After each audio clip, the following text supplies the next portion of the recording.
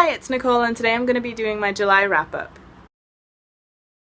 In July, I read 5 books, and somehow they were all by women, which is great. The first book that I read was Why Sargasso Sea by Rhys, and I didn't like it at all. I've already talked about that. We don't need to talk about it anymore. Next book that I read was Dieu, carnage by Yasmina Reza. This one was a play written in French, and I read it in French, and it was pretty easy, quick to get through. I really liked the humor in it, and I think I would definitely read more of Reza's work. But this play, I was really enjoying it, and then it ended pretty abruptly and felt really inconclusive in a way, I guess. I'm happy to give it good marks just for being a fun experience. I try really hard these days not to let the ending of something taint the journey of it, if you know what I mean. I wasn't super crazy about the kind of anticlimactic ending, but I would definitely read more of Yasmina Reza's work. I think I've only read one play since high school, which was a long time ago, so I think I'd like to do more play reading, but at the same time I also find the experience of watching a play more enjoyable than reading one, I think. But maybe I'll do both. Maybe I will find a way to watch the play of this online or something. After that, I read Dieu, Ijeawele, a Feminist Manifesto in 15 suggestions. And this was another quick read. To be honest, all of these books were really quick reads, and I think I've unlocked the secret to summer reading for me, and that is that I need to just have really short books, novella type things. So this one I really, really liked. This book is what I expected Bell Hooks's Feminism Is For Everybody to be like, and I've done a full review of that book already, and I really appreciated that book, but this is what I was expecting. Something that I could hand to just about any of my friends or colleagues and not scare them away with big words like patriarchy and, oppression, I don't know. So I think this is gonna be that beginner feminist book that I can actually recommend to people more so than Feminism Is For Everybody. But I think Feminism Is For Everybody would be a really good next step after reading content like this. So there's that. And I also think it would make a really good little gift for new parents, because it is Chimamanda Ngozi Adichie writing to her friend who asked after or just before having her baby, how do I raise a feminist child? So yeah, would recommend. Then I read Language by, I think it's pronounced Xiaolu Guo, but if I've said that wrong, then you can feel free to lambast me in the comments, because I don't like it when people say my name wrong, but I'm also not at all familiar with Chinese pronunciation, so hopefully I got that right. Anyway, this book was a really interesting reading experience for me. It's about a girl who moves from China to the UK, who has to learn English. And I found both of those things, her moving to the UK as well as her learning a language, really relatable in separate contexts. So for me, I also moved to the UK when I was pretty young. She's moved at 24. I moved at 19. And the way that she encounters UK culture, it was just, there were some bits that were like, yes, that is weird, why don't they know that? And then some things were just kind of like, I can see why she thought it was weird, but for me it's not, because I was moving from another Western country, those kinds of things. So that was really interesting.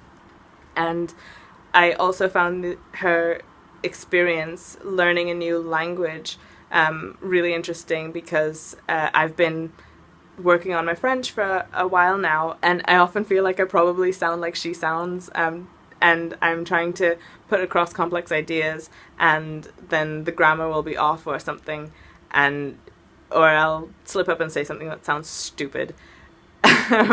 So those two experiences were really relatable for me, but like I said, in separate contexts. And she has an okay level, in my opinion. Like, she has a good enough level to get around and to talk about a lot of things. It's just some things are a bit awkward. And, well, I mean, like, some things are really hilarious, the way that she expresses them. The way that it's written in that style through this whole book, which is an excerpt from a concise Chinese English dictionary for lovers. So I assume that as the book goes on, she gets better with English. I have a feeling that's probably going to be the case, but I don't know. But I also found it interesting the way that she is so naive, and I do understand the culture gap as well as it being a generational thing, because she's moving.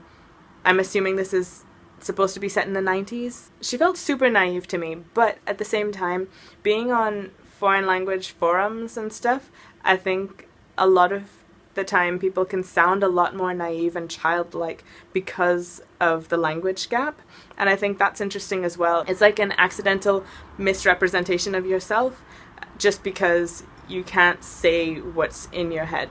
And I feel like that came across really well, and it really worked for me. However, I feel like there will definitely be some readers who really don't get on with it and who find it maybe gimmicky or just irritating.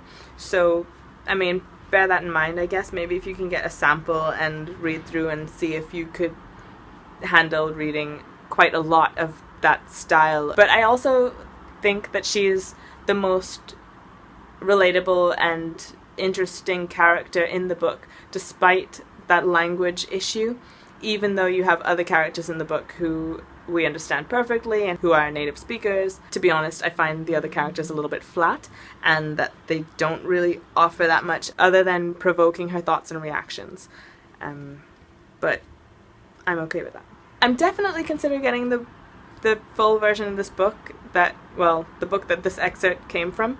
However, like I said before, I'm not the biggest fan of romance, and that's kind of what this ends up being, and I'm, spoiler alert, really not the biggest fan of really big age gaps between a younger woman and an older guy, just because I find it so tired and very, very rarely offers anything new or interesting to me, and I just find it really irritating most of the time. But maybe I'll check it out. Maybe I'll check out a different book by her, I don't know.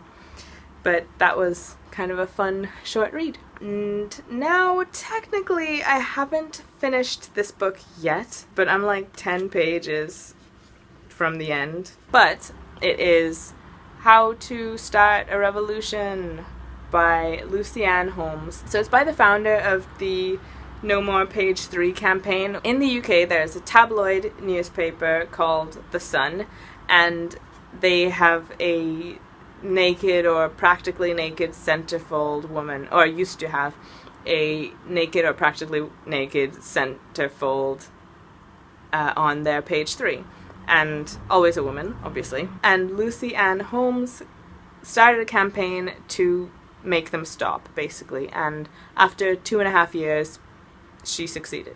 So I thought that was interesting. It's okay. Like, there's nothing wrong with it, but also I'm not sure I would necessarily recommend it, just because it's super basic and super obvious. And I mean, I don't want to make it sound like it's bad, because it's definitely not, but it's also nothing to write home about, if you know what I mean. So yeah, there's that. And those are my 5 ladies that I read in July. I think it was a pretty good July. I liked getting through, even though they're all really small, I like getting through a lot of books like this in the summer, and I think, like I said, I'm going to do that in future as well, because I think I've finally found something that works for me summer reading wise. So let me know what you read in July, if you read anything good. But that's all for today, and I guess I will be seeing you next time. Bye.